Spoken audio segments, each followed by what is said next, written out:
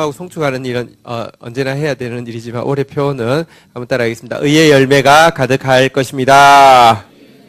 우리 옆에 분들에게 믿음으로 격려하겠습니다. 의의 열매가 가득할 것입니다. 제 1월 우리 수요 사경회 때도 말씀드렸는데요.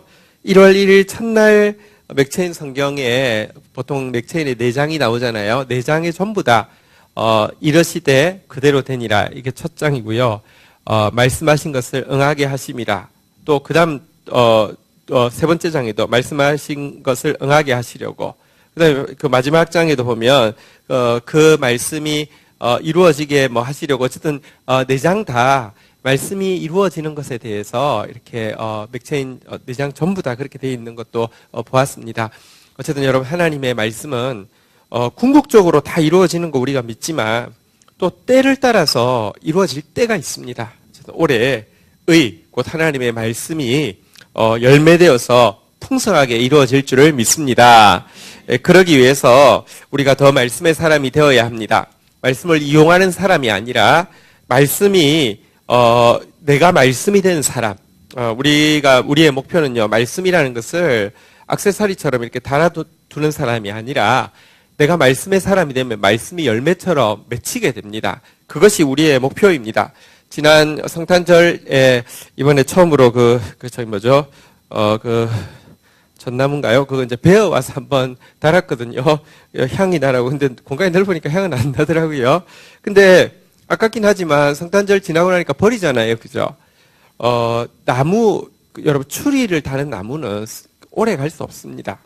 그러나 여러분, 겨울이 되면 유실수들도 바짝 말라서 죽은 거하고 진배 없습니다. 그러나 바보 아니면 안 뵙니다. 왜냐하면 때가 되면 또다시 열매가 맺힐 것이니까요. 어쨌든 의의 열매가 가득할 것인데 우리가 의의 나무, 하나님이 심으신 의의 나무가 되기를 주의 이름으로 축원드립니다. 우리 옆 사람 한번 다시 인사하겠습니다. 의의 나무가 되어 의의 열매를 가득 맺게 될 것입니다.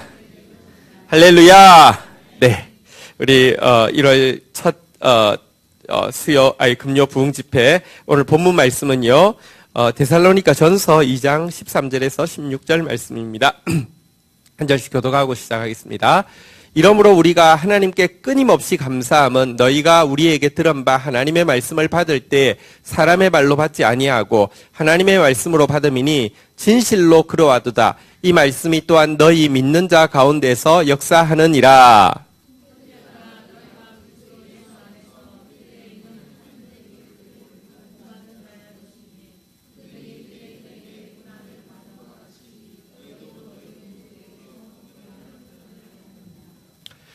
유대인은 주 예수와 선지자들을 죽이고 우리를 쫓아내고 하나님을 기쁘시게 하지 아니하고 모든 사람에게 대적이 되어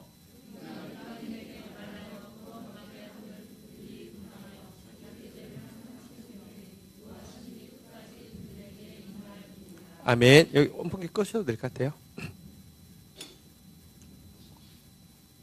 자, 13절. 칭찬받는 마게도냐의 수도 데살로니가 성도들, 마게도냐에 있는 대표적인 교회가 한번 따라하겠습니다. 빌립보, 데살로니가 칭찬받는 교회들이었고요. 두 개를 합쳐서 마게도냐 교회라고 부르기도 하는데요. 칭찬받는 마게도냐 교회에 대해서 바울이 감사하는 중요한 제목 한 가지가 나와 있습니다. 13절 다시 한번 읽도록 하겠습니다. 시작. 이러므로 우리가 하나님께 끊임없이 감사함은 너희가 우리에게 들은 바 하나님의 말씀을 받을 때에 사람의 말로 받지 아니하고 하나님의 말씀으로 받음이니 진실로 그러하도다. 이 말씀이 또한 너희 믿는 자 가운데서 역사하느니라. 아멘. 바울이 이 데살로니가 교회를 생각할 때마다 끊임없이 감사할 수 있었던 한 가지 중요한 제목이 있습니다. 한번 따라하겠습니다. 하나님의 말씀을 받을 때 하나님의 말씀으로 받음이니, 하나님의 말씀이 전해질 때 사람의 말로 받지 않고 하나님의 말씀에 대해서, 말씀으로 받은 것에 대해서 끊임없이 되돌아보면 되돌아볼수록, 사실 그가 말씀을 전할 기회는 한 3주 정도밖에 없었습니다. 그 시간들 되돌아볼 때 처음 만났는데, 그리고 그 짧은 기간인데 어떻게 그렇게 사람의 말이 아니라 하나님의 말씀으로 그들이 받아주었을까? 이거 생각할 때 너무너무 감사한다. 이렇게 이야기하고 있습니다. 왜냐고 하면 한번 따라하겠습니다. 진실로 그러하도다. 하나님의 말씀으로 받았는데 그 말씀이 진짜 하나님 말씀이었기 때문에 진짜 하나님 말씀이었다라고 이야기를 하는 것입니다. 여러분, 하나님 말씀 아닌 것을 하나님 말씀처럼 받아들이는 사람을 어리석은 사람이라고 하고 이단에 빠진 사람이라고 하죠. 그런데 하나님의 진실한 하나님의 말씀을요, 하나님 말씀이 아니라 사람의 말 같지도 않게 받는 사람들 너무 많습니다. 그런 사람들 뭐라고 불러야 되겠습니까? 정말로 완악한 사람들이고요. 정말로 교만에 빠진 사람들이겠죠. 우리가 연초에 칭찬받는 데살로니가 교회가 나오고 있는데요. 우리 한번 기도하겠습니다. 주여, 말씀을 받을 때 사람의 말이 아니라 하나님의 말씀으로 받게 하소서. 그렇지 않으면요, 여기 밑에 보니까요, 이 말씀이 또한 너희 믿는 자 가운데 역사하느니라 그랬는데, 만약에 하나님의 말씀이어도 그것을 하나님의 말씀으로 받지 않으면 역사하지 않습니다. 올해 의의 열매가 가득하리라 표인데요. 여러분, 이 말씀을 진짜 하나님의 말씀으로 믿고 나아가는 자에게는 그런 역사가 일어날 것이지만, 아무리 표가 있다 하더라도, 아무리 하나님 말씀이 주어진다 하더라도 말씀으로 믿지 않는 자에게는 역사가 일어나지 않습니다. 하나님 말씀은 무슨 도깨비방망이가 아니라 대단히 인격적인 것이기 때문에 인격적으로 반응하는 자에게만 열매가 맺히는 것입니다. 먼저 우리가 하나님의 말씀이 열매 맺기 위해서는, 의가 열매가 되기 위해서는요, 세 가지 요소가 필요한데요. 한번 따라하겠습니다. 말씀, 받는 자, 전하는 자, 이 세 개가 같이 하나가 되어야지 열매가 되어집니다. 먼저 이 말씀에 대해서 한번 좀 생각해 보도록 하겠습니다. 말씀이, 다시 한번 따라하겠습니다. 진실로 그러하도다. 지금 바울은 내가 전한 말씀은 진실로 하나님의 말씀이었다, 이렇게 이야기하고 있는데요. 말씀이 열매가 되기 위해서는 첫 번째 하나님의 말씀이어야 합니다. 하나님의 말씀이라는 건 무엇일까요? 중요한 한 가지 기준이 무엇이냐고 하면요, 신명기 12장 32절 한번 보도록 하겠습니다. 신명기 12장 32절 같이 한번 읽겠습니다. 시작.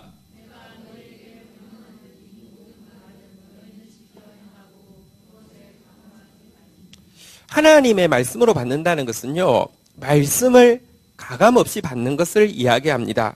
계시록에 보면 이야기하고 있죠. 여기다가 무엇을 빼면, 말씀에서 무엇을 빼면 너희 이름을 천국에서 제할 것이다.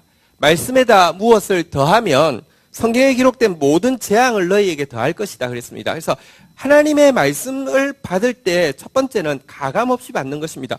설교할 때요, 제가 저희 교회가 하진 않는데 지난 송구영신 때 꽤 많은 교회들이 말씀 뽑기를 하잖아요, 그죠? 근데 일단 성경 하나도 안 읽는데 그 말씀 뽑기 해가지고 그거 믿는 거는 되게 좀 미신적이에요.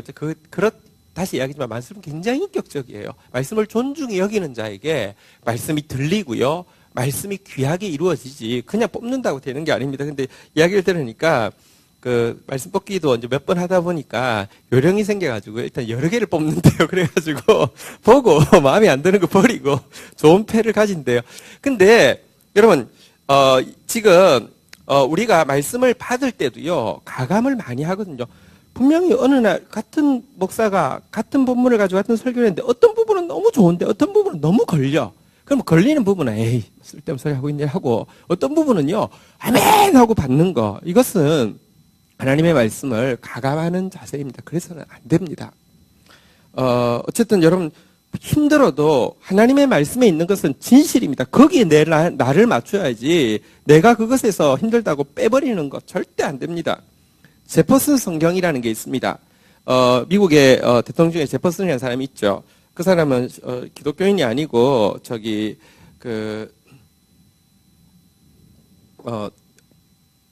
이름을 지금 갑자기 기억이 안 나요. 유니테리언 처치인데요. 뭐냐고 하면 성경에 있는 모든 기적들은 전부 다 빼버렸습니다.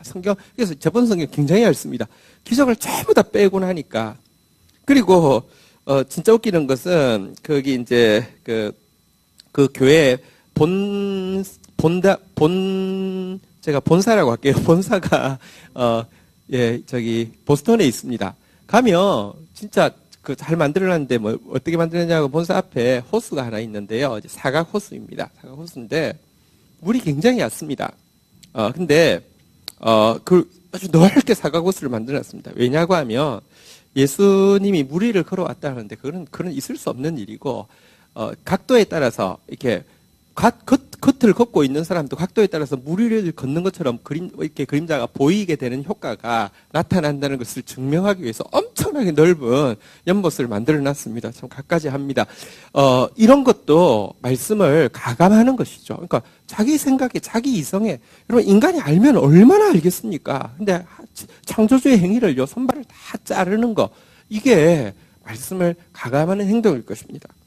조금 더 나아가 보도록 하겠습니다. 여러분들, 우리가 이제, 성경을 우리가, 신약 27권, 구약, 신약 구약 39권, 신약 27권, 네, 맞습니다. 합쳐서 66권을 우리 이제 신구약 성경으로 받아들이는데요. 이거에 대해서, 예를 들어, 자, 한번 좀 보도록 하겠습니다. 우선 예를 들면 신천지 같은 데는 개역 개정 우리가 지금 쓰고 있는 성경을 쓰지 않습니다. 개역 한글만 씁니다. 왜냐고 하면 그 말로, 그러니까 옛날 말로 좀 애매하게 해놓았거나 오역이 있는 대로 하면 자기 말을 좀 증명할 수 있는데 그거를 원어에 가깝게, 제가 뭐 이거 완전한 건 아닙니다. 저도 가끔 이거 설교할 때 이 부분은 이렇게 번역되어 있는 것이 더 좋습니다. 이렇게 이야기합니다. 그렇지만 꽤 많이 바로잡았습니다. 근데 바로잡은 게 드러나면 너무 명백히 자기들이 가르치는 게 잘못됐다는 걸 알 수 있기 때문에 절대로 개역 개정을 쓰지 않습니다. 근데요, 이런 것도 뭐 일단 논할 바도 아니지만 이것도 말씀을 가감하는 것이죠. 그러니까 원래 뜻을 되찾아갈 때 그것을 받아들일 수 없는 것 자체가 사실은 가감하는 것이죠. 근데 예를 들어 우리가 이제 크리스찬들이 이단에게 속고 오해를 하는 게 있습니다.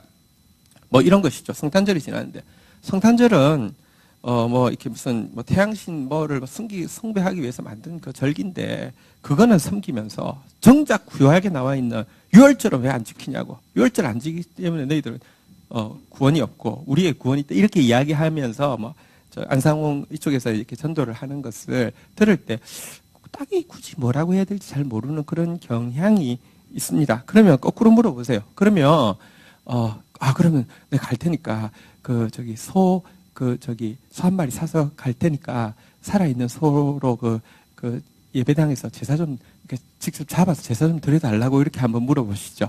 아니면 내가 우리 그 옆집에 부모한테 막 쌍욕을 하는 아들이 있는데 한번 잡아갈 테니까 그 자리에서 돌로 좀 쳐 죽여주세요. 이렇게 한번 부탁을 해보시죠. 그러니까 이게요, 구약이 있는데요. 구약에 있는 율법의 1.1획도 예수님이 직접 변하지 않는다 그러셨어요. 그런데 여러분 구약에 있는 것은요. 한번 따라하겠습니다. 십계명 옆에 부칙이 있는데요. 그 중에 한번 따라하겠습니다. 제사법, 정결례, 절기.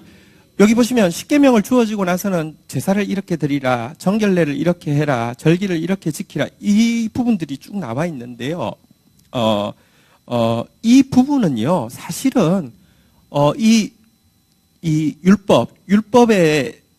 율법에서 가르치고 있는 핵심인 예수 그리스도가 이 땅에 드러날 때, 그분 안에서 다 이루어졌구나를 보여주는 그림자에 지나지 않습니다.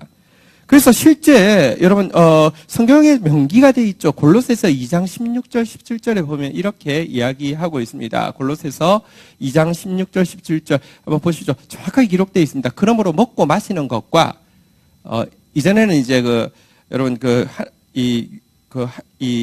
지금 안상홍 정인에 제가 이름 부르기가 싫은데요. 나쁜 놈들. 자기들이 무슨 하나님의 교회입니까? 근데, 이놈들이 워낙에 안식교에서 나왔습니다. 근데 안식교에서 먹고 마시는 거 되게 많이 강조하거든요. 먹고 마시는 게 정결례 문제입니다. 절기나 초하루나 안식일을 이유로 누구든지 너희를 비판하지 못하게 하라. 17절 읽어볼까요? 같이 한번 읽도록 하겠습니다. 시작. 네, 그래서 사실은 우리가 그 이단에서 나와서 왜 너희들 구약 안 지키냐 그러는데 그렇지 않습니다. 구약을 우리 그대로 지킵니다. 대신 그것이 정말 안식일 문제도 그렇고요. 그러니까 그것이 예수 그리스도 안에서 온전히 이루어진 것을 지키는 것이지 우리가 하나님의 말씀을 붙잡고 있습니다. 또 한 가지 근래에 제가 재밌는 것을 본 적이 있는데요. 요즘 캐톨릭이 이제 교세가 좀 많이 성장하고 있어요. 기독교가 많이 침체하고 있고요. 이 집에서 이 집으로 가는 것 저는 딴 데 가는 것보다는 낫다고 생각합니다. 그런데 한 사람이 휠선주 장로님의 외손자라는 그 혈통적 그 신분을 이용해서 기독교에서 캐톨릭으로 개종하고 나서 베스트셀러 작가가 됐거든요. 캐톨릭에서 엄청 유명한 사람이 됐거든요. 그래서 재밌어서 책을 읽어봤는데 왜 자기가 기독교에서 캐톨릭이 됐는지 그러면서 기독교를 막 맹비난을 하는데 그 맹비난을 하는 이유가 뭐냐고 하면 말씀을 가감했다는 것입니다. 말씀을 가감했다고 주장하는 이유가 무엇이냐고 하면 자기들은 성경을 구약을 저희들보다 7권을 더 가지고 있거든요. 근데 우리는 7권이 적어요. 그래서 7권 하나님의 이 말씀을 한 권이라도 빼면 저주받을 이 하나님의 말씀을 감히 그 거룩한 교회로부터 단죄받은 사제도 아닌 그 마틴 루터를 이야기합니다. 이놈이 이걸 빼버려 가지고 이런 교회는 가짜 교회라고 이제 뭐 그렇게 이야기를 해놨더라고요. 그래서 보고 너무 좀 우습다 이런 생각을 했었는데요. 뭐냐고 하면 실은 신약은 27권은 캐톨릭과 저희들이 똑같이 가지고 있습니다. 근데 구약은 저희들은 39권인데 비해서 그들은 캐톨릭은 46권을 가지고 있는데 그 6권을 기독교에서는 그냥 외경이라고 부르고 있고요. 자기들은 정경으로 받아들였는데요. 이 6권은 유대교에서도 받아들이지 않는 것입니다. 그래서 우리가 구약은 유대교 기준에 의해서 가지고 있고요. 신약은 이제 같이 가지고 있습니다.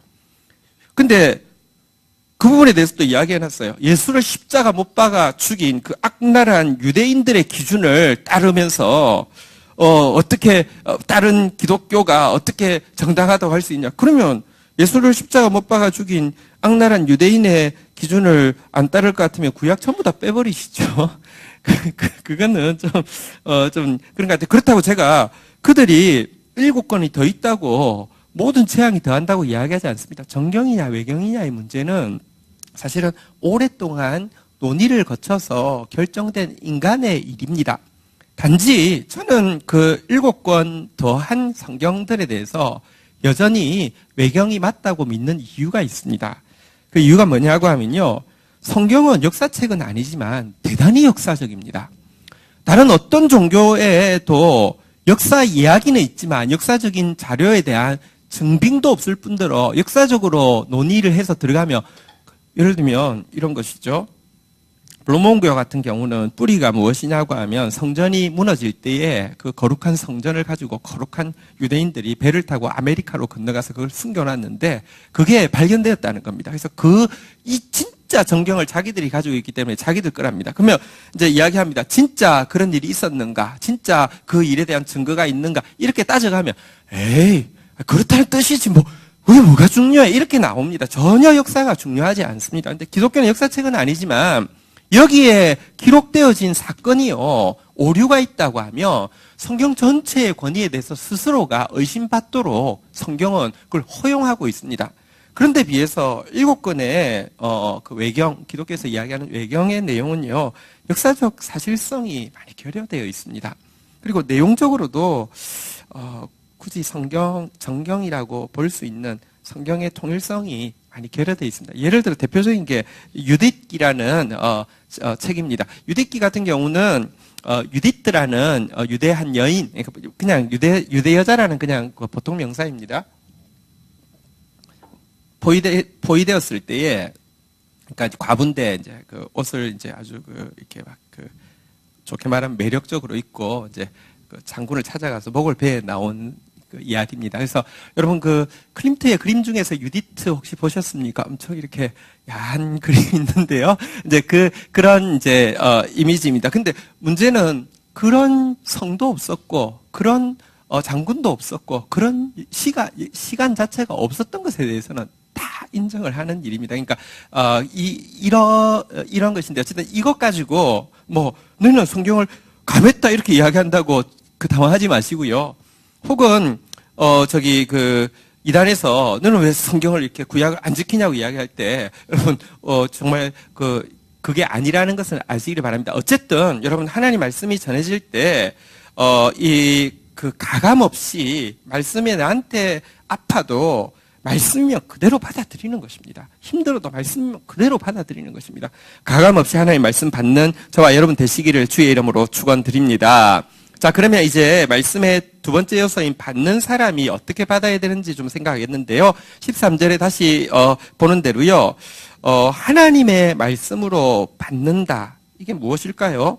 진짜 겸손한 마음으로, 진짜 그 말씀을 존중히 여기는 마음으로, 진짜 가난한 마음으로 받는 것을 이야기하겠죠. 여러분, 고넬료는 로마의 이 백부장입니다. 점령국의 장교입니다.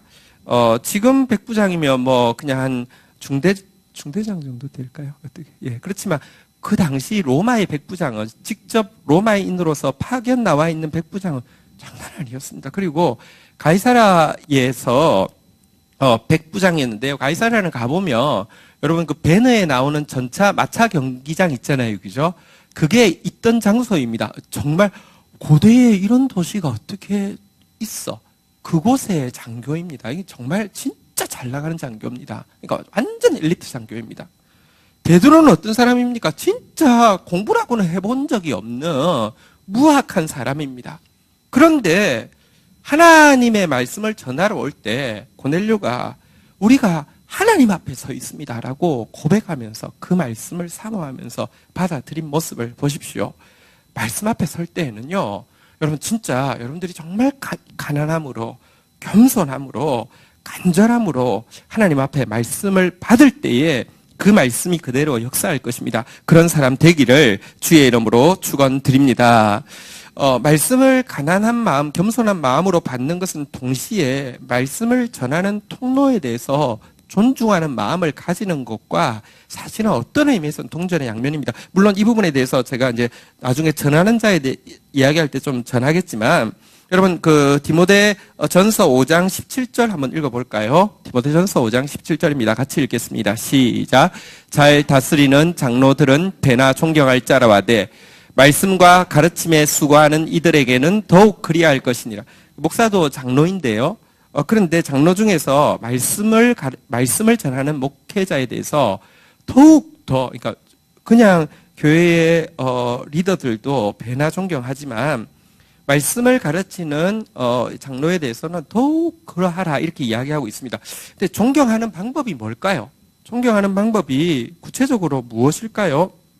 이어지는 18절, 19절 같이 읽어야 되는데 일단 18절 먼저 읽도록 하겠습니다. 읽겠습니다. 시작. 성경에 일렀을 때 곡식을 밟았더는 소의 입에 망을 씌우지 말라 하였고 또 일꾼이 그 싹을 받는 것이 마땅하다 하였느니라. 자, 일꾼이 싹 받는 것은 마땅한 겁니까? 무슨 이렇게 혜택을 받는 겁니까? 마땅한 거잖아요. 그죠? 자, 이 말을 여기 해놓은 이유는요. 앞에 존경하라 그렇게 이야기해 놓고 말씀을 전하는 자를 존경하라. 일꾼이 싹을 받는 것은 마땅하다 이렇게 이야기해 놓은 것은요. 1번 일꾼이 싹을 받는 건 마땅하니까 말씀의 일꾼인 주의 종에게 돈을 잘 주라는 뜻을 이야기할까요? 아니면 2번 말씀 전하는 자에게 존경은 일꾼에게 싹과 마찬가지로 당연한 것이다 라를 이야기하는 것일까요? 많은 교회들에서 그냥 임직식에 가면 목회자를 세울 때 앞에 구절 읽어놓고 나서는 뒤에 구절 읽으면서 그러니까 월급을 잘 주시기 바랍니다. 사례금을 꼭 잘 챙겨주시고 명절이나 뭐 생일이나 이럴 때 꼭 좀 잘 챙겨주시기 바랍니다. 이렇게 이야기하는데요. 정확한 논리는 그건 아닙니다. 존경은요. 마땅한 싹시다. 지금 그 이야기를 하는 것입니다. 그리고 구체적으로 존경이 무엇으로 표출되어야 되느냐. 19절에 보면 이렇게 이야기하고 있습니다. 같이 읽겠습니다. 시작. 20절 같이 읽겠습니다. 시작. 범죄한 자들을 모든 사람 앞에서 꾸짖어 나머지 사람들로 두려워하게 하라. 종공의 구체적인 내용은, 그러니까 사실 18절은 말씀을 전하는 자를 존경하는 것은 일꾼이 싹 받는 것처럼 가장 당연한 일이야라고 이야기했습니다. 그리고 그러면 구체적으로 존경이 뭐냐? 말씀을 전하는 자에 대해서 거짓 험담들이 있을 때, 막 그 고발들이 있을 때, 여러분, 거짓된 고발들, 다시 말하면 두세 명의 확실한, 동일한 증인이 없는 고발들에 대해서는 아예 받지를 말고, 그런 말 하는 사람들, 뭐 그럴 수도 있죠가 아니라, 공개적으로 꾸짖어가지고 그 사람이 부끄러움을 당하게 하라는 것입니다. 물론, 여러분, 목회서신에서는, 그러나 뭐라고 이야기하냐면, 말씀을 전하는 자에게 분명한 흠이 있을 때 이 부분에 대해서는 절대로 재판할 때 디모데는 그 당시 말씀을 전하는 자일 뿐 아니라 감독으로서 말씀을 전하는 자들 전체를 감독하는 사람이었는데 절대 편벽되게 두둔하지 말고 정확하게 심판하라고 이야기합니다. 세상의 공의보다도 교회의 공의가 덜할 때 어떻게 세상에 우리가 이 의를 말할 수가 있겠습니까? 그래서 공정하게 재판하라고 하는데 그러나 많은 경우 전혀 근거 없이 여러분들 비방하고 또 그 비방 뒤에는 진짜 사단이 여러분들 이 비방해가지고요 말씀의 사역자가 무너지면 여러분 말씀의 사역자를 존경하지 않으면 말씀도 존중하지 않고 말씀을 존중하지 않으면 말씀의 열매는 맺히지 않기 때문에 하는 공격들이 있습니다. 이것들은 여러분들 절대로 대적하고 싸워야 된다 이렇게 이야기하는 것입니다. 말씀을 받아들이는 자는 어떻게 받아들인다고요? 첫 번째는 가난함으로, 겸손함으로, 간절함으로. 두 번째는 말씀을 전하는 자를 존중하여서 그에 대한 거짓된 험담들, 근거 없는 험담들에 대해서는 받지 않을 뿐 아니라, 듣지 않을 뿐 아니라 도리어 책망하는 자세를 가지라. 이렇게 이야기하고 있습니다. 바울은 여러분 진실한 말씀 사역자잖아요. 근데 바울 사역할 때 평생 비난받았습니다. 가짜라고. 우리 여기 어제 본문에 또 나왔었잖아요. 뭐 간사한 자다, 부정한 자다, 그 속임수를 쓴다, 그리고 탐심의 탈을 썼다, 이런 사람을 기쁘게 한다, 온갖 비난이 끝없이 있었습니다.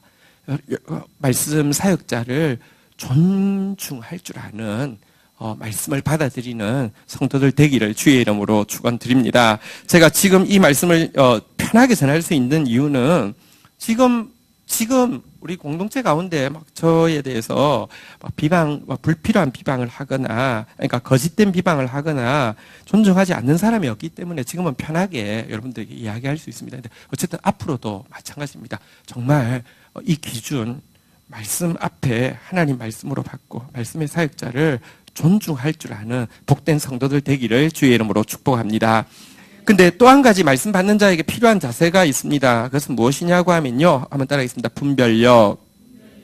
여러분, 말씀을 받을 때는요. 한번 따라하겠습니다. 간절함으로 받아. 상고하라. 두 가지가 다 필요합니다. 여러분, 사도행전 17장 11절에 보면요. 이런 말씀이 있죠. 베레아 사람들은 데살로니카에 있는 사람들보다 더 너그러워. 베레아도 이쪽 지역인데요. 근데 이쪽 지역인데요. 근데 이 사람들은요. 데살로니카 사람보다도 더 좋대요. 근데 데살로니카 사람들도요. 말씀을 하나님 말씀으로 받았는데 이 사람들은 왜 더 낫다고 이야기하는지 아십니까? 한번 따라하겠습니다. 간절한 마음으로 말씀을 받아. 이거는 비슷해요. 하나님 말씀으로 간절하게 받는 건 비슷해요. 그런데요. 더 나은 점이 왜 더 괜찮다고 이야기하느냐? 한번 따라하겠습니다. 이것이 그러한가요? 날마다 성경을 상고함으로. 이 사람들은 간절하게 받는 것으로 그치지 않고요. 돌아가서는 진짜 그런가 성경에서 점검했다는 것입니다. 이 자세가 데살로니가에 좀 부족했습니다. 그래서 이어지는 내용에 보면요. 특별히 종말론에 대해서 너무 연약해서 성경을 모르고 온갖 오해들을 가지고 막 있었던 것을 지적하고 있는 내용이 나옵니다. 여러분, 분별력, 자세히 성경을 살피는 분별력이 대단히 중요합니다. 고린도전서 14장 29절에 보면요. 예언하는 자는 둘이나 셋이 말하고 다른 이들은 한번 따라하겠습니다. 분별할 것이요. 제가 이제 이 은사가 있는 사람들, 우리 교회도 막 그런 것 때문에 사실은 좀 혼란을 겪었는데요. 은사 있는 사람들의 위험성이 뭐냐고 하면 은사 하나님 주시는 선물이에요. 근데 은사를 가진 사람이 말씀을 전하면요. 은사자가 말씀을 전하면, 은사가 센 사람이 말씀을 전하면 무조건 믿는 경향이 있어요. 그러니까 저렇게 센 기적이 나타난다고 하면 분명히 하나님의 사람이겠지. 하나님의 사람이 말을 하니까 하나님 말씀이겠지. 이렇게 등식이 성립해서요. 그냥 그 사람 말 믿는 게 하나님 믿는 것처럼 착각하게 하는 경향이 대단히 강하게 있습니다. 은사 중에 예언 굉장히 중요한 은사죠. 다 알아. 다 맞춰. 물론 성경에서 이야기하는 예언은 다 알아도 아니고 다 맞춰도 아닙니다. 성경의 가장 위대한 예언자, 그 은사자, 예언자, 예를 들면 엘리사 같은 이도요. 이렇게 엘리야가 죄송합니다. 네,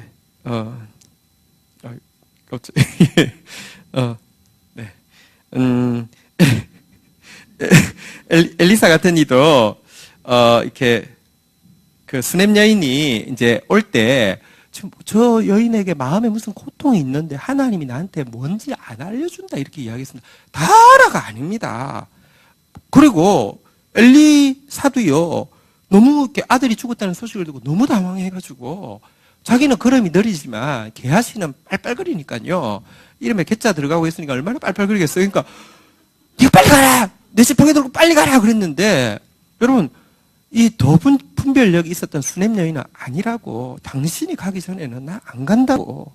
하나님의 일이요. 게하시라는 하나님의 일은 대단히 인격적이기 때문에 그 통로도 중요한 것을 그녀는 분별해서 엘리사는요 지금 너무 당황해가지고 급하게 보내려고 했고요. 그 여인은 대단히 똑똑했어요. 분별했어요. 당신이 안 가면 안 간다고. 실제로 게하시가 갔는데 지팡이를 대고 해도 아무 일도 안 일어났습니다. 엘리사가 갈 때 일어났습니다. 다 아는 게 아닙니다. 다 맞추는 게 아닙니다. 그런데도요, 우리는 그냥 한번 이렇게 제일 처음에는 의심하는 눈으로 진짜인가 가짜인가 진짜인가 가짜인가 하다가 진짜네 하고 나면 그 다음부터는요 다 믿는 경향이 있습니다. 굉장히 위험합니다. 얼마나 위험한지 우리 공동체가 크게 또 피해를 보았죠. 그 부분에 대해서 참 아프고 또 부끄럽게 생각합니다. 근데 어쨌든 분별하는 거, 날마다 성경의 기준에서 맞는지 살피는 자세가 받아들이는 사람에게도 대단히 중요합니다. 그리고 또 한 가지가 있는데요. 오늘 본문 14절 보도록 하겠습니다. 말씀을 받아들이는 자에게 중요한 것 14절 같이 읽겠습니다. 시작. 형제들아 너희가 그리스도 예수 안에서 유대에 있는 하나님의 교회들을 본받는 자 되었으니 그들이 유대인들에게 고난을 받음과 같이 너희도 너희 동족에게 동일한 고난을 받았느니라. 말씀을 받아들이는 자는요 항상 기억해야 합니다. 하나님의 말씀이 맞으면 고난이 있을 것을 예상하십시오. 그리고 하나님의 말씀으로 받아들였으면요 그 고난 가운데 기뻐하십시오. 우리가 지금 데살로니가서 읽고 있는데 1장 6절에 보면 그들의 모습에 대해서 무엇이라고 이야기했습니까? 데살로니가 성도들에 대해서요 같이 한번 읽도록 하겠습니다. 읽겠습니다. 시작. 또 너희는 많은 환난 가운데서 성령의 기쁨으로 말씀을 받아 우리와 주를 본받는 자 되었으니. 여러분들 하나님 말씀이 들어오면 고난이 있을 줄 아십시오. 환난이 있을 줄 아십시오. 여러분 진주 조개 안에 진주 씨앗이 들어가도 아파가지고 하다가 진주가 되는데요. 우리 같은 죄인에게 하나님 말씀이 들어왔는데 어떻게 내 내면에 고난이 없겠으며 하나님이 계신다고 하면 사단이 있을 때인데 어떻게 외부에 어려움이 없겠으며 있을 수 있습니다. 그런데 여러분 하나님의 말씀으로 진짜 받았으면 받는 순간까지만 좋아 이렇게 하지 마십시오. 좋아하고 떠나가서 말씀 버리니까. 여러분 그러니까 그런 사람들은요 정말 신기한 사람입니다. 말씀 들을 때는 진짜 같아요. 막 눈물도 흘리고 눈을 반짝이고 아멘하고 돌아가는 데는 잊어버리고 아무 생각 없다가. 근데 그때 그 짜릿했던 경험 있잖아요. 말씀 받던 경험. 거기에 중독돼서 진짜 은혜로운 집회는 언제나 도시락 싸고 오는데 문제는 환란의 과정, 또 환란을 기쁨으로 견디는 과정, 견디다가 때가 되면 열매 맺는 과정을 하나도 모르는 사람 너무 많습니다. 환란을 기쁨으로 참아내는 그런 우리 성도들 되시다가 이 한 해 한번 따라하겠습니다. 의의 열매가 가득할 것입니다. 이 말씀의 주인공 되기를 주의 이름으로 축원드립니다. 그런데 또 동일하게 이 역사하는 데는요, 말씀 자체도 중요하고 말씀을 받는 사람도 중요하지만 말씀을 전하는 사람도 대단히 중요하다고 이야기하고 있습니다. 우리 지금 1장 6절 읽었는데요. 1장 5절, 6절 다시 한번 볼까요? 데살로니가 1장 5절에 보면요, 우리 복음이 너희에게 한번 따라하겠습니다. 말로만 이런 것이 아니라 능력과 성령과 큰 확신으로 된 것임이라. 먼저 말씀을 전하는 사람은요, 이게 그냥 지식이나 교리나 논리로 전달되어지지 않고 정말 하나님의 말씀이 능력으로, 말이 아니라 능력으로, 내 자나 내 이성이 아니라 성령으로, 내 설득이 아니라 하나님 주시는 믿음으로 전달되어질 수 있도록 하는 것 너무 중요합니다. 그래서 여러분, 이게 설교 준비까지는 기도 없이도 가능할 텐데, 여러분, 진짜 하나님의 말씀 전하려고 하면 기도 없이는 불가능합니다. 어쨌든 말씀 전하는 제가 절대로 말 잘하는 사람이 아니라, 말꾼이 아니라 능력과 성령과 큰 확신으로 전할 수 있도록 중보해 주십시오. 저도 몸부림치겠습니다. 또 한 가지 여기 보니까요, 한번 따라하겠습니다. 너희를 위하여 어떠한 사람 된 것은 너희가 아는 바와 같으니라. 여러분, 말씀을 성령에게 붙잡혀 전하는 것도 중요하지만 내가 어떠한 사람인가, 다시 말하면 내가 정말 말씀의 사람인가는 더 중요한 것입니다. 내가 말씀을 전할 뿐 아니라 전하는 나부터 그 말씀을 지키려고 몸부림치고 그 말씀을 경험하고 그 말씀에 열매 맺는 건 너무 중요합니다. 바울이 그렇게 살았기 때문에, 말씀의 사람으로 살았기 때문에 6절에 보니까 너무 엄청난 표현이죠. 한번 따라하겠습니다. 우리와 주를 본받는 자 되었으니,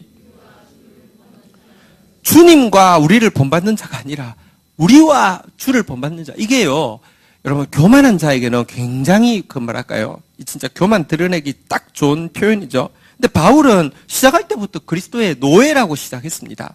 그런데 순서적으로 그렇습니다. 여러분, 말씀을 전하는 자를 통하여서 말씀을 알고, 말씀을 전하는 자의 본을 통하여서 말씀의 주인공이신 예수를 닮아가는 게 자연스러운 순서입니다. 어쨌든 제가 이 말씀 앞에 설 때 참 두렵습니다. 그러나 이것이 말씀을 전하는 자의 사명이고 숙명이기 때문에 제가 정말 말씀 전할 때 내가 말씀의 사람으로서 누구보다 말씀을 기뻐하고, 누구보다 말씀 앞에 몸부림치고, 누구보다 말씀 앞에서 많이 깨어지고, 누구보다 말씀 앞에서 많이 살아나고, 많이 기뻐하고, 많이 체험하고, 많이 열매 맺은 사람으로 말씀 전할 수 있게 해달라고 저를 위해서 기도해 주십시오. 저는 또 당사자이기 때문에 더 몸부림치도록 하겠습니다. 또 한 가지, 말씀 전하는 자가 성령과 삶의 본으로 전하는 것도 중요한데요. 또 한 가지가 있습니다. 우리 데살로니가 전서 지금 읽고 있는데 2장 4절부터 한번 좀 볼까요? 데살로니가 전서 2장 4절, 우리 지나온 본문에 보니까요, 한번 같이 읽도록 하겠습니다. 시작. 오직 하나님께 옳게 여기심을 입어 복음을 위탁받았으니 우리가 이와 같이 말함은 사람을 기쁘게 하려 함이 아니요 오직 우리 마음을 감찰하시는 하나님을 기쁘시게 하려 함이라. 여러분, 제 중요한 사명이 뭐냐고 하면, 제가 말씀을 전할 때 여러분을 기쁘게 하려고 하지 않고 하나님을 기쁘시게 하려 해야지만 진짜 하나님의 말씀의 종입니다. 이렇게 생각하시면 안 됩니다. 목사님, 제발 그 사람을 기쁘게 하지 말고 하나님을 기쁘게 하세요. 좀 그 사람한테 좀 바른 말 해주세요. 제발, 이렇게 이야기하는데, 그래서 예를 들면 어떤 설교 내용이 내가 지금 힘들어하는 누군가 진짜 그 사람이 받아야 되는 말이야. 오늘 목사님 말씀 너무 은혜로웠어. 이렇게 이야기를 하는데 어느 날 그 말씀이 자기를 찌르는 것 같으면요, 여러분 막 경노하고 이렇게 싸움하고 교회 떠나고 그런 사람 하도 많이 봤습니다. 여러분, 사람을 기쁘게 해, 이렇게 하면 안 되고요. 한번 따라하겠습니다. 나를 기쁘게 하지 마시고 하나님을 기쁘시게 해주세요. 여러분, 제가 전하는 말이 여러분 한 명 한 명 여러분을 기쁘게 하는 말이 아니라 하나님을 기쁘게 하는 말이어야지만 제가 말씀의 종입니다. 여러분 기쁘게 하면 잠시 기쁘지만 같이 망합니다. 하나님 기쁘게 하면요, 잠시 슬프지만 같이 살아납니다. 어쨌든 제가 여러분 기쁘게 하는 자리가 아니라 하나님 기쁘게 해야 됩니다. 근데 제가 여러분 기쁘게 하지 않고 하나님 기쁘게 하려고 하면 두 가지를 포기해야 합니다. 5절에 보니까요, 같이 한번 읽도록 하겠습니다. 읽겠습니다. 시작.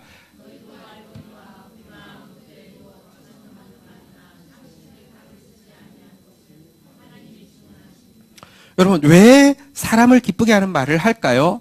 그 사람이 너무 좋아서 그럴까요?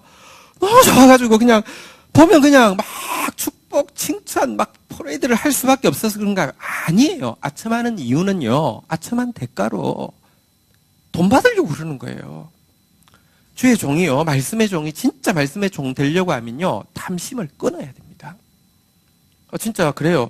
막 이렇게 사람을 위해서 기도해 주는데, 우리 저분이 저를 위해서 이것도 해주셨고, 저것도 해주셨고, 이것도 해주셨고, 이것도 해주셨고, 주님 기억하시고, 또 이것도 해주셨고, 거지 아니잖아요. 근데요, 죄송하지만 적잖이 그러고 있습니다. 탐심의 탈을 끊지 않으면요, 사람의 종로로밖에 할 수 없습니다. 앞으로 주의 종이 되어야 될 이렇게 종으로 자라가야 되는데, 우리 젊은 사역자들에게부터 절대 탐심 끊으세요. 여러분, 이래도 살고 저래도 삽니다. 우리나라에 새끼 못 먹는 사람 어디 있어요? 새끼 먹으면 됐잖아요. 잘 때 있으면 됐잖아요. 사람의 종 되려고 이 자리에 들어선 거 아니잖아요. 사람을 기쁘게 하는 자가 아니라 하나님만 기쁘시게 하는 말씀의 종이 되기를 축복합니다.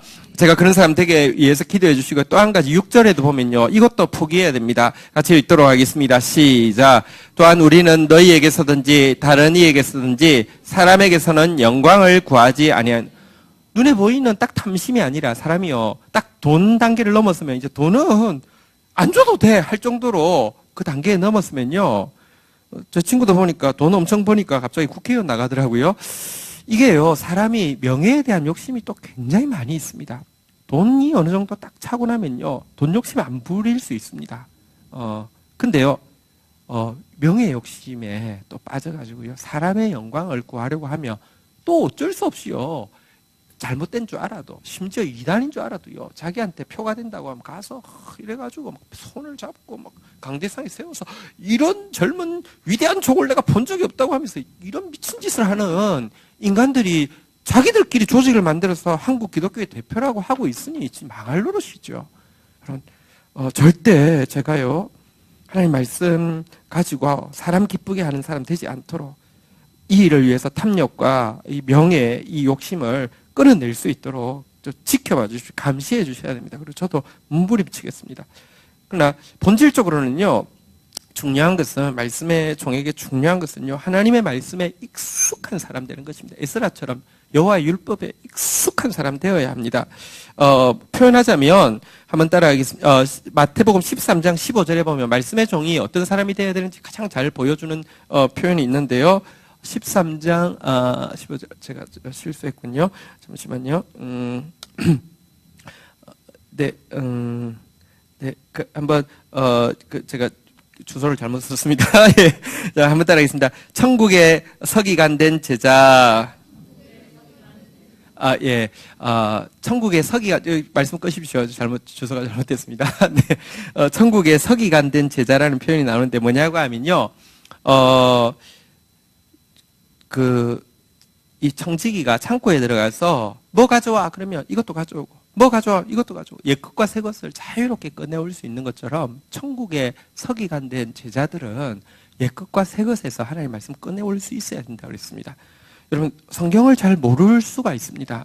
말씀의 사역자는 진짜 성경의 목숨 걸어야 합니다.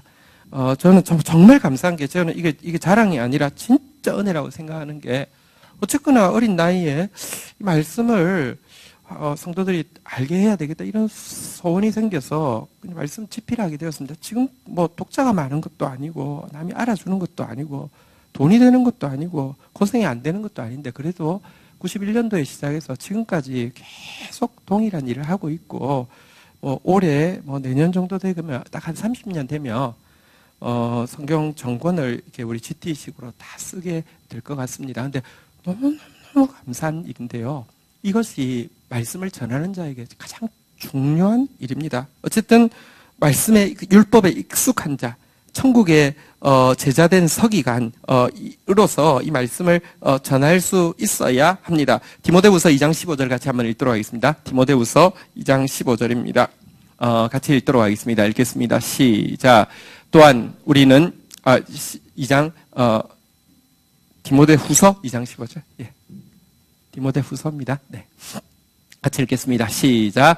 너는 진리의 말씀을 옳게 분별하며 부끄러울 것이 없는 일꾼으로 인정된 자로 자신을 하나님 앞에 드리기에 힘쓰라. 진리의 말씀을 옳게 분별하는 거 목회자에게 말씀 전하는 자에게 너무너무 중요합니다. 진리의 말씀을 옳게 분별하여서 부끄러울 것이 없는 일꾼으로 인정된 자 될 수 있도록 저를 위해서 기도해 주십시오. 저도 말씀 앞에서 더 몸부림치겠습니다. 자, 그런데요. 여기 오늘 본문에도 보면 바울이 사람을 기쁘게 하지 않는다는 거 잘 나타나고 있죠. 15절, 16절에 보면 잘 나타나고 있는데요. 한번 보도록 하겠습니다. 15절, 16절. 유대인은 주 예수와 선지자들을 죽이고 우리를 쫓아내고 하나님을 기쁘게 하지 아니하고 모든 사람들의 대적이 되어 16절 읽겠습니다. 시작.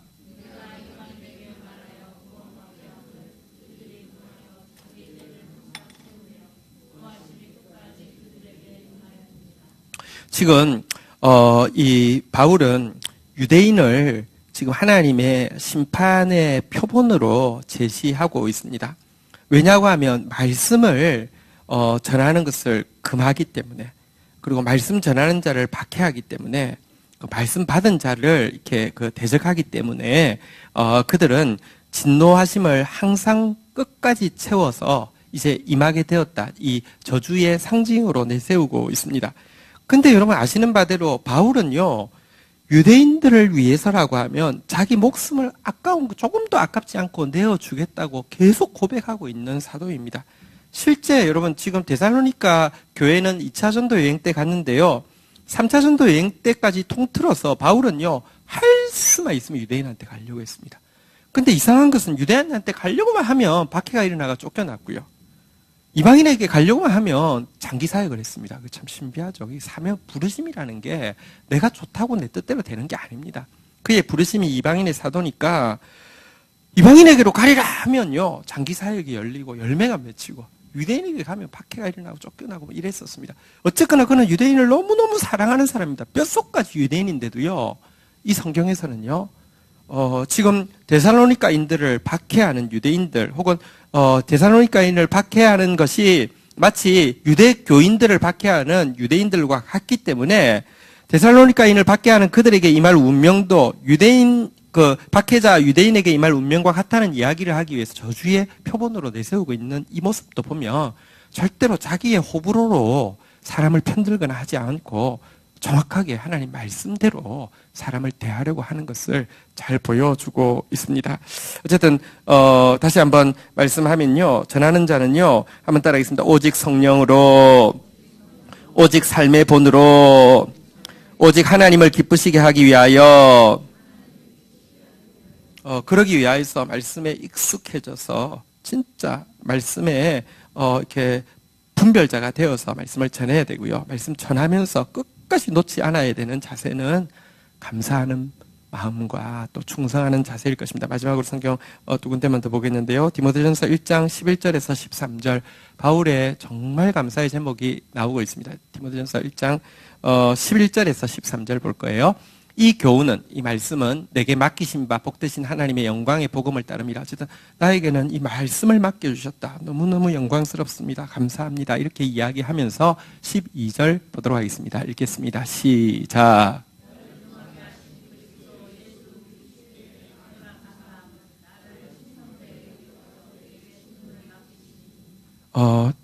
이 말씀을 맡기신 것에 대해서 내가 감사한다. 그 이유는 한번 따라하겠습니다. 충성되이 여겨 직분을 맡기심이니 제가 여러 번 말씀드려서 아실 것입니다. 충성되게 여겼다는 말은 충성되다는 말입니까? 워낙 기준대로 하면 충성되지 않다는 말입니까? 충성되지 않다는 뜻이죠. 충성되게 여겨주셨다는 것은 합격한 것으로 여겨줄게 이거하고 같은 것입니다. 합격한 것으로 여겨줄게 워낙 기준대로 하면 합격이에요? 합격 아니에요? 합격 아니잖아요. 그죠? 제가 어떻게 예수님께 합격이 되겠습니까? 일 조금만 해도요. 자기보다 일 못하면 성에 안 차잖아요. 예수님은 충성 그 자체인데 내 이 모습, 이 변덕 그 자체인 나를 어떻게 충성, faithfulness, 이 변함없음에 합격점을 줄 수 있겠습니까? 여겨주신 것입니다. 실제 내 모습은 어떤 모습이었다고요? 13절에 보면 잘 나와 있죠. 같이 한번 읽겠습니다. 시작. 내가 전에는 비방자요, 박해자요, 폭행자였으나 도리어 국류를 입은 것은 내가 믿지 아니할 때에 알지 못하고 행하였습니다. 비방자라는 것은 말로 막 방해했다는 뜻이고요. 박해자라는 것은요, 머리로 계속 어떻게 하면 괴롭힐까 막 고안했다는 뜻이고요. 폭행자란 행동으로 직접 이렇게 가해를 끼쳤다는 것인데요. 이런 사람인데도 하나님이 보시면서 그 긍휼히 여기신 이유는 제가 몰라서 그래. 모르니까 지금이라도 좀 알려줘야 되겠어. 모르니까 알려줘야지. 아유, 불쌍해. 몰라서 그런 거야. 하나님께서 모르는 것 때문에 도리어 점수를 주셔서 제가 알게 할 방법이 뭘까? 방법 하나밖에 없다. 일꾼 세우면 알겠지. 지도 해보면 알겠지. 그래가지고 일꾼 세워주셨다는 거예요. 여러분, 어쨌든 이 감격이 말씀 전하는 자에게는 떠나지 않아야 합니다. 제가 진짜 고백하는 것이 이것입니다. 제가 설교를 하지만, 제가 말씀을 전하지만, 하나님 말씀을 부어주신다는 걸 요즘 너무 많이 느껴요. 그래서, 이건 정말 내가 전하는 게 아니라 하나님이 전하게 하신다는 것을 느낄 때가 너무 많습니다. 근데, 그때요, 옛날 같았으면, 설교를 하고 나면 막 우쭐대고, 와, 나 설교 엄청 잘한 것 같아. 아니면, 그때 그런 멋진 표현이 어떻게 샘솟듯 쓸 수 있었을까? 너무 놀라운 것 같아. 이렇게 좀 했을 수 있어요. 요즘은요, 하고 나면 진짜 아무 생각이 잘 안 나지만 한 가지는 생각납니다. 도대체 내가 뭐길래 자꾸 이렇게 말씀을 주시지? 진짜 감사하다. 진짜 감사하다. 그리고 또 한 가지 압니다. 내게 아닌 줄 알기 때문에 때가 되어서 주님께서 말씀을 안 주시면요, 그냥 아무것도 없는 것이기 때문에 그냥 그때는 그냥 바로 끝내야 되겠다. 이 생각 정말 많이 합니다. 내 말하고 있어서는 안 되니까요. 어쨌든 여러분, 저 안에 말씀을 전하면서 내가 하나님의 말씀에 통로된 것에 대한 감격이 변함없도록 진짜 감격해서 하나님 말씀 전하는 사람 될 수 있도록 노래 감시해 주시고 또 중보해 주시기를 부탁드립니다. 한 가지 더 감사와 더불어서 충성됨이 있어야 되겠죠. 마지막으로 고린도전서 4장 1절 2절 읽고 마치도록 하겠습니다. 고린도전서 4장 1절 2절 우리 교독하겠습니다. 사람이 마땅히 우리를 그리스도의 일꾼이요 하나님의 비밀을 맡은 자로 여길지어다. 2절 읽겠습니다. 시작. 예, 1절에 보는 대로 너무 부족한데요. 한번 따라하겠습니다. 하나님의 비밀을 맡은 자.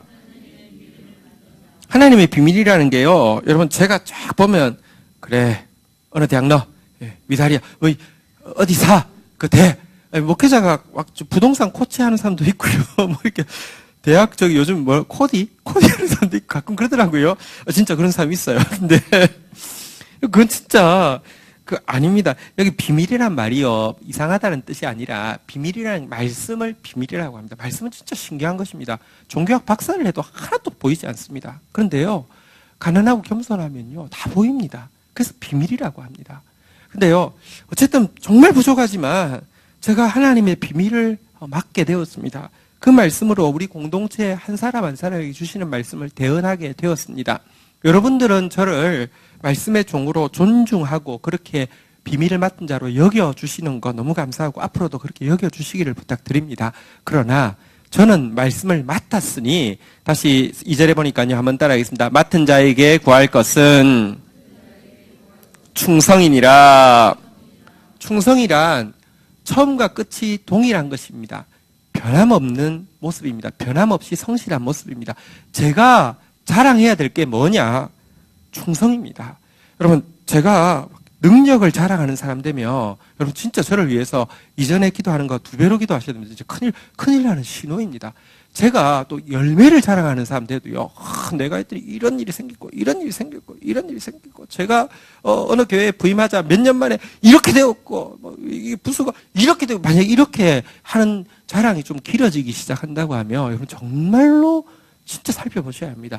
제가 자랑해야 될 것은요, 능력도 아니고요, 열매도 아니고요, 제가 자랑할 것은요, 변하지 않는 거, 그냥 하나님 앞에서 변하지 않는 모습. 옛날 30년 전 사역 시작할 때 모습이나 혹은 앞으로 15년 20년 만약에 더 한다고 해도 15년 어쨌든 그때까지 변하지 않는 모습 가지는 거. 왜냐하면 하나님이 알파와 오메가시고 처음과 나중이고 시작과 끝인데 내가 여러분 이러다가 이렇게 하는 사람 된다고 하면 어떻게 내가 말씀의 사람이라고 할 수 있겠습니까? 어쨌든 충성된 사람 되기 위해서 몸부림치겠습니다. 제가 충성된 사람 되어서 변함없이 어제 들었던 그 말씀을 오늘 또 들려주는 사역자 될 수 있도록 저를 위해서 기도해 주시기를 부탁드립니다. 기독교인의 여러분 하나님께 칭찬받는 포인트는 충성입니다. 근데 제가 한번 설명드린 적이 있는데 한번 따라하겠습니다. 내가 작은 것에 충성하였음에 여러분 이거는요 칭찬 하나님은 계속 이렇게 칭찬했는데 세상의 리더 중에서 이렇게 칭찬하는 사람 아무도 없습니다. 세상의 리더들이 칭찬하는 건 뭡니까? 야, 너 이번에 큰일 했다. 이렇게 이야기하거나 작은 것 이야기하지 않습니다. 아니면 야, 너 이번에 탁월하게 했다. 이렇게 이야기하거나 이렇게 이야기하지. 여러분 작은 것 했다고 게다가 작은 거, 사소한 거, 안 되는 거, 돈 안 되는 거, 결과 드러나지 않는 거 끝까지 한다고 칭찬하는 리더는 아무도 없습니다. 여러분, 리더는 큰 거 했다, 혹은 잘했다고 칭찬하는데요. 하나님은요, 작은 것 했다, 꾸준히 했다, 이렇게 칭찬합니다. 세상에서는요, 돈 안 되는 일을 꾸준히 하면요, 정리해고 1순위겠죠. 야, 넌 진짜, 실적 이게 뭐야? 그리고 이거 그냥 안 되면 빨리 팔을 엎어야지. 이렇게 미련 곰탱이처럼 이러고 있냐? 이렇게 야단 맞을 일인데요. 그 기준이 다른 거예요. 하나님은요, 큰 거에 관심이 없습니다. 여러분, 하나님은요, 사실은 말투 하나, 행동 하나 보십니다. 눈빛 하나 보십니다. 여러분들, 그 겉으로 커지고 작아지고에 의해서 여러분 말투가, 눈빛이, 행동이 바뀐다고 하면 하나님 앞에 충성된 자 아닙니다. 충성된 자, 하나님은요, 어쨌든 그 작은 것 가지고 평가하십니다. 다시 한번 따라하겠습니다. 작은 것에, 큰 것에 아닙니다. 탁월하였다, 아닙니다. 다시 한번 따라하겠습니다. 충성하였다. 변하지 않았다. 이렇게 칭찬하는 것이 하나님의 성품입니다. 어쨌든 우리 하나님 앞에서 저도 충성된 자 되어지고, 여러분들도 충성된 자 되어져서 올해 주신 말씀대로 진짜 우리에게 주어진 하나님의 말씀이 저와 우리 안에 열매가 되어져서 이 열매가 모든 세계에 여기 이들의 본이 마게도냐 교회의 본이 온 아시아에 널리 퍼졌다고 이야기했는데요. 우리의 모습이 온 세계에 본이 되어지는 그런 아름다운 성도 되기를 주의 이름으로 축원드립니다. 우리 자리에서 일어서시겠습니다.